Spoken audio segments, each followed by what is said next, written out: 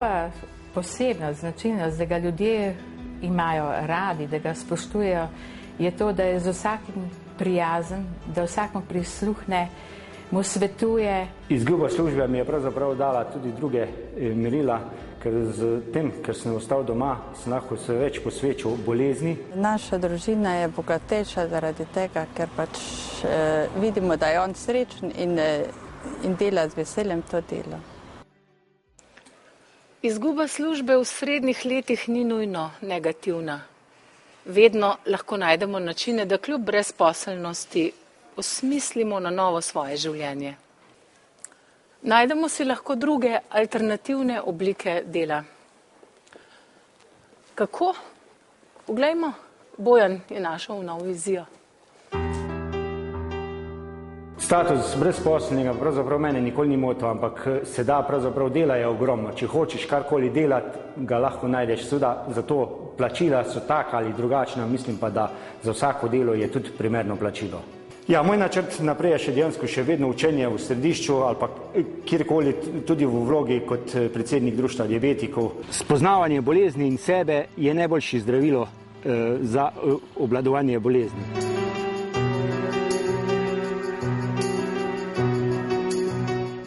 Najti smisel v svojem delu, naj si bo to volontersko ali profesionalno, to je za odraslega zelo pomembno.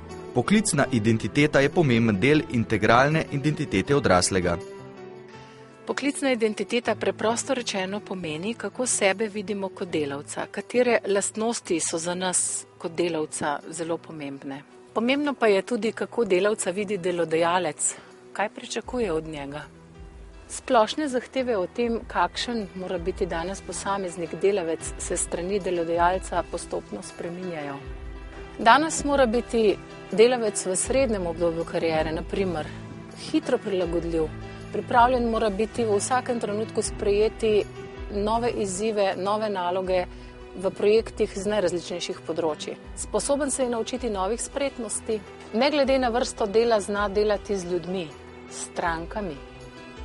Znajti se mora v pestrem delovnem okolju, spoštovati druge kulture, se naučiti, kako delati z ljudmi. Naučil se je uravnotežiti razmerje med družinskim življenjem in delom, med zaposlitvijo in domom. Ustvaril je navade, ki so drugačne od navad, ki smo jih bili priča v preteklosti. Danes mora biti delavec drugačen, kot je bil včasih. Učenje, ki je pomemben element uspešne kariere, ni rezervirano za neko posebno družbeno skupino, za določeno življenjsko obdobje, za bolj ali manj izobražene. Je ena od bistvenih potreb slehernega posameznika. Za učenje ni nikoli prepozno. Veliko načinov je, kako lahko v karieri naredimo prvi korak. Tisti korak, ki bo spremenil smer naše kariere, če tudi smo v srednjih letih.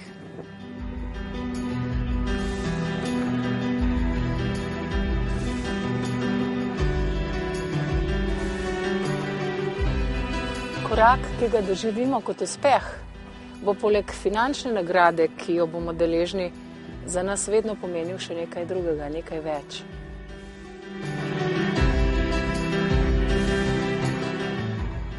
V šolskem letu 2004-2005 je Pavla Hudorovac dokončala 8-letko. Svojim zgledom je pozitivno vplivala na mlajše, saj kot aktivna udeleženka različnih projektov, ki so jih izvajali v romski skupnosti v Beli krajini, dokazala, da ne podlega različnim predsodkom in stereotipom okoli, bodisi romskega, bodisi večinskega. A so mi rekli, da kaj, če mi šola, da nikamor ne bom prišla. Pa sem ja rekla, živite, če pridem, če ne, veselja imam, da si naredimo 8-letko. Vsak me je rekel, to brez zveze greš v šolo, tam zapravljaš tiste ure, ko greš. Sem rekla, ne, jaz bom šla kar naprej do 8. kar bo, da bo. Jaz se spomnim Pavle Hudorovac, ravno tistega dne, ko se je ona zanimala za vpis v osnovno šolo za odrasle.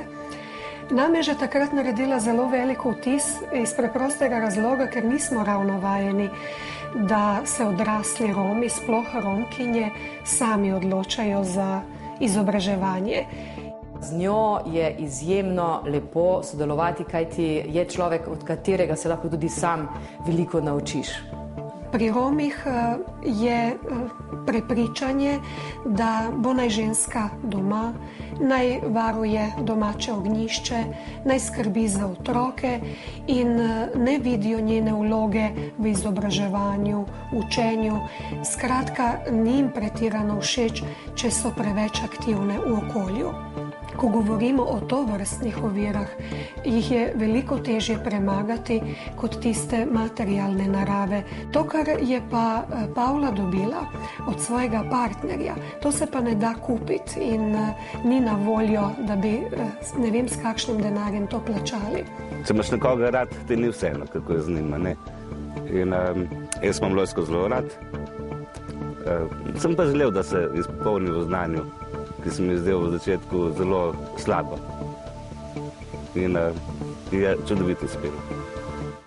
Zgodbe nagrajencev, dobitnikov priznanj Andragoškega centra so zgodbe uspešnih posameznikov. Puščajo nam pomembno sporočilo. Odkrili bomo, da je v življenju vedno pravi čas. Pravi čas za spremembo, pravi čas za izziv, pravi čas za to, da naredimo nekaj novega na svoji poklicni poti. Pavla je bila tudi med redkimi ženskami, ki se je vključila v projekt Romske ženske to zmoremo. In moram reči, da moški niso simpatijami gledali na ta projekt, na to njihovo udejstvovanje. Celo se jim je včasih zgodilo, da so na nek način tudi nadzorovali. Čestitali so mi vsi, ko sem naredila to 8-letko. So rekli, da sem bila brikna, če sem stara že toliko, prej smo mislili, da ne boš naredila. So veseli.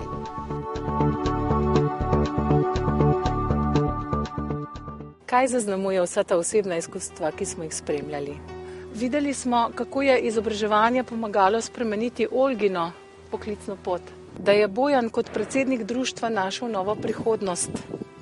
Pavla je ob pomoči strokovnjakov uresničila svoje sanje.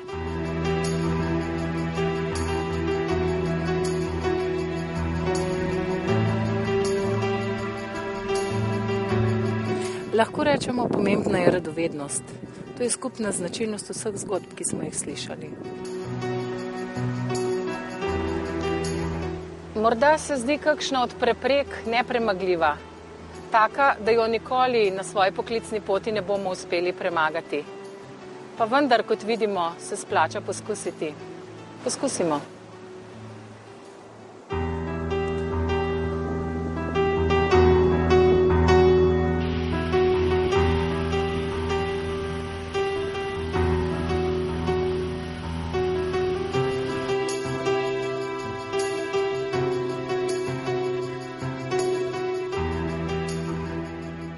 Prihodnjič bomo govorili o zadnjem obdobju kariere, o zrelem, poznem obdobju. Pridružite se nam še enkrat.